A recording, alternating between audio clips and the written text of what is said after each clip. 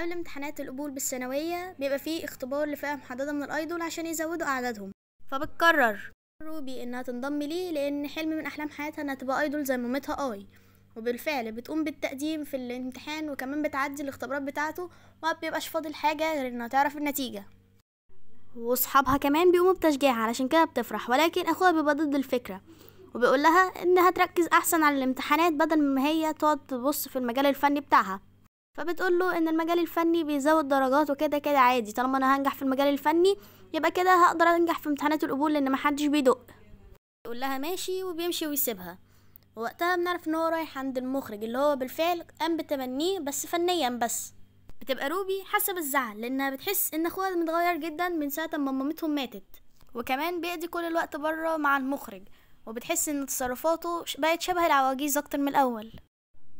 وبنعرف ان الشركه اللي كانت بتشتغل فيها اي اسمها كان اتشيجو للانتاج، دلوقتي انهارت جدا ومبقتش تعمل اي حاجه، واللي بقت مديرتها دلوقتي هي مياكو سان اللي هي كانت مرات الرئيس، وبتعتبر دلوقتي روبي زي بنتها بالظبط، علشان كده كانت بتدعمها في كل خياراتها وبتقولها انها بتعاملها زي بنتها ويمكن اكتر كمان لانها ما خلفتش، وكمان انها لازم تبص للجانب السلبي كايدول علشان ما تبقاش زي مامتها وتقع في نفس الغلطه. وقتها بيجي لروبي اتصال من تجارب الاداء وبيقول لها انها فشلت وما قدرتش تجتاز الاختبار. بتعيط روبي وبتقفل التليفون، فبتحاول مياكو سان انها تواسي فيها شويه، تقول لها ان مامتها اي ما نجحتش من المحاوله الاولى، لا هي قعدت تتدرب كتير وسنين كتيره عشان يبقى عندها الخبره دي. وفي الناحيه التانية بنشوف اقوى مع المخرج وبيقول له انت ليه بتسعى دايما لتدمير حلم اختك الصغيره، ويا لها من صدمه بنعرف ان اقوى هو اللي اتصل على روبي مكان تجارب الاداء وقال لها ان هي اللي فشلت. لا وكمان مش كده وبس، ده هو بعت كمان لتجارب الاداء الحقيقيين رساله بان روبي كمان انسحبت من على موبايلها. وقتها بنعرف ان هي دي طريقه اقوى في حمايه روبي، لان هو مش عايزه ترتكب نفس الخطا اللي عملته مامتهم اي. وبنعرف وقتها كمان ان اقوى شايل هم كل حاجه وعايز يتولى كل حاجه لوحده علشان ما يدخلش روبي في اي حاجه. وفي اللحظه دي بنعرف سبب خوف اقوى على روبي جدا لانها طايشه جدا وكمان خرقاء لدرجه انها حتى ما بصتش على شروط العقد، وده كله علشان قال لها انه هيوريهم الحفله الجايه ليهم وبعد كده هيبرموا العقد، فوافقت عادي.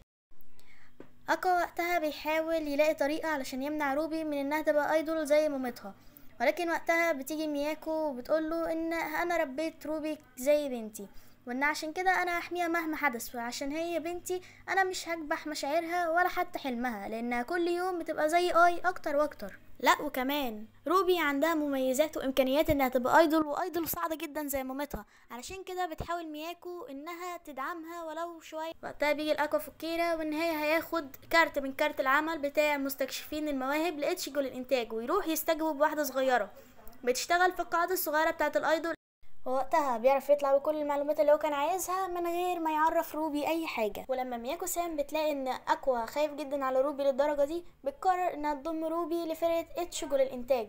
لا وكمان بتفكر انها تفتح تاني الايدول من بعد ما كان اتقفل من زمن طويل جدا. وبنعرف ان اكوا اتخلى عن حلمه في انه يبقى ممثل واشتغل متدرب عند المخرج وبيساعده في انتاج الافلام لان هو لسه في الاعداديه وما يقدرش يشتغل. اكوا دلوقتي قرر انه يستخدم مجال التمثيل كهدف علشان يلاقي ابوه علشان يخليه يدوق نفس المرار اللي دقته اي وهي بتربيهم كايدول وحيده، وعلشان كده جرب يدخل مجال التمثيل لفتره قليله ولكن حس ان هو مش لايق فيه، علشان كده بقى شغال ورا الكواليس.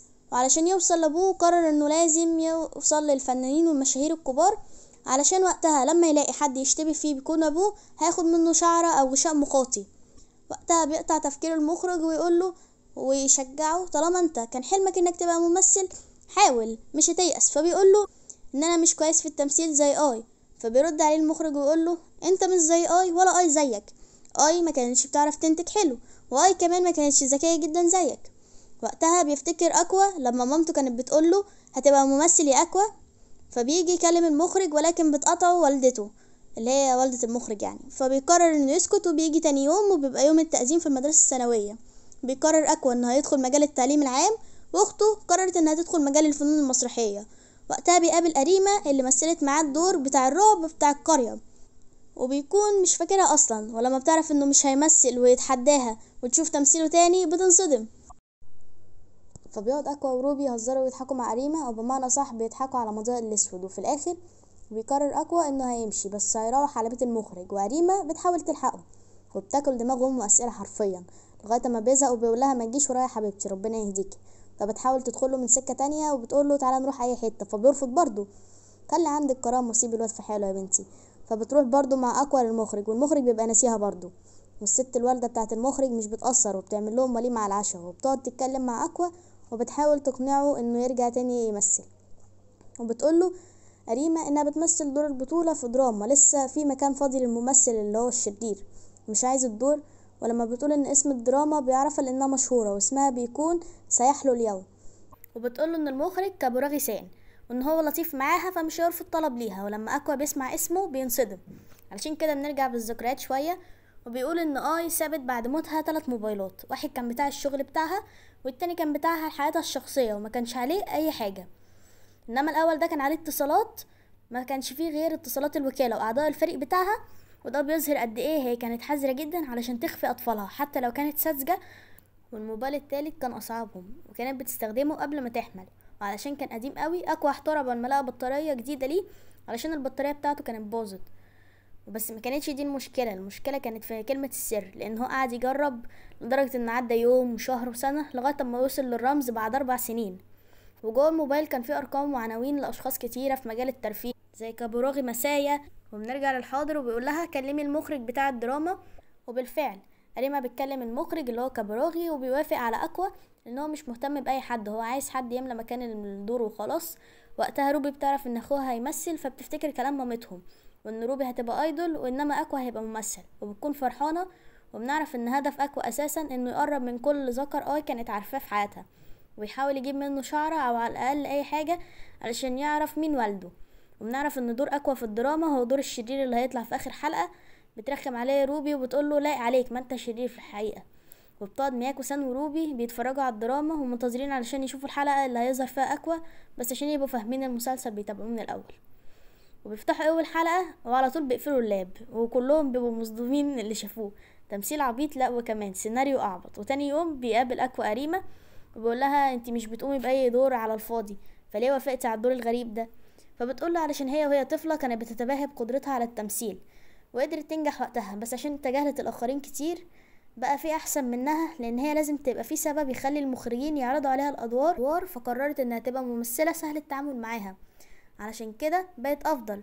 علشان هي عارفه المخرج من وقت قرر المخرج اللي هو كابوراغي يديها دور البطله في الدراما.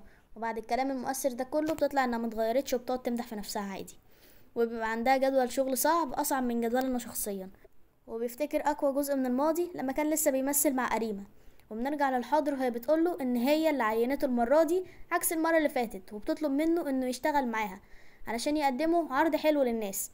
بيرجع اقوى البيت وبيفكر في كلامها وبيقول ان المشروع ميؤوس منه بجد، وكمان الممثلين مش بيعرفوا يمثلوا. بس بعد ما سمع كلامها قرر انه يعيد النظر في الموضوع وبيفكر في الايجابيات زي ان طاقم العمل حلو وكمان الممثله الرئيسيه اللي هي أريمة بتعرف تمثل حلو. فبيقرر انه هيعمل اي حاجه، فبيقرر شويه حاجات في دماغه هيعملها. وبيجي تاني يوم وبيبقى في الجو وحش والدنيا بتمطر وبنشوف طاقم العمل وكابوراغي وقد ايه الوضع بيبقى مربك والناس كتير وانه مش من السهل انك تعمل دراما. وبنعرف ان طاقم العمل أجر المكان ده ليوم واحد بس، فلازم يقوموا بالمشهد حتى لو الأرض اتهدت علشان مفيش ميزانية ولا كمان وقت. وبنعرف ان مأدي دور الشخصية الرئيسية عيل فرفور ومش عادل وبيمشي باتجاه لابننا أقوى علشان شكله حلو حبتين حاطط مناخيره في السما. بعد التنمر اللي عليه ده كله بتعرف أريمة أقوى على كابوراغي وبيبقى أقوى شاكك فيه علشان تشابه لون الشعر ما بينه وما بين المخرج اللي هو كابوراغي، فبيبقى عايز اي حاجه فيها الحمض النووي بتاع كابوراغي. وبتعرفوا أريمة شويه معلومات عنه وعن طاقم الانتاج، ووقتها بيجي وقت تجربه الاداء وبيبقى اقوى هيمثل دور مطارد زي اللي قتل كده. وبيمثل حلو لانه عاش الجو بالفعل لانه مجرب الحوار ده. وبيقطع البطل التصوير عشان نقطه ميه نزلت على شعره ومش قلت عيل فرفور. وبتمدح أريمة تمثيله وبتقول انها بتحب ان اقوى يمثل معاها، وبتقول ان الناس اللي هي كانت بتعملها لما بطلت تمثل كانوا بيعاملوها وحش وكمان عملوها لكأن مسيرتها المهنية انتهت خلاص. وفكرت في انها تتقاعد زي اقوى كده، بس بعد ما عرفت موهبتها صح قررت تستخدمها صح. علشان كده بتقول له اياك تستسلم. وبيطلع المخرج ده واحد زبالة وبيقولوا انه مستريح عشان أريمة بتقعد تتكلم مع الناس وبتعرف تسكتهم عن طريق الاغراء وان تمثيلها هيبقى حلو في الادوار الدنيئة. الانمي بيتكلم على كده، ما تبصليش. وعلشان اري مسابة الوكالة اللي كانت شغالة فيها، هيعرفوا يتحكموا فيها بسهولة، ووقتها بيسمعهم اقوى. ولكن بيكون حقق هدفه في انه ياخد عقب السيجارة اللي كان عليه لعاب المخرج، اللي هو هيقدر يجيب منه الحمض النووي بتاع كابوراغي. ولكن بيقرر انه يعمل لهم مشكلة علشان الكلام المقرف اللي بيقوله المخرج ده. وبتنتهي حلقتنا على كده. لو عايزين بقية الملخصات تابعونا، سلام.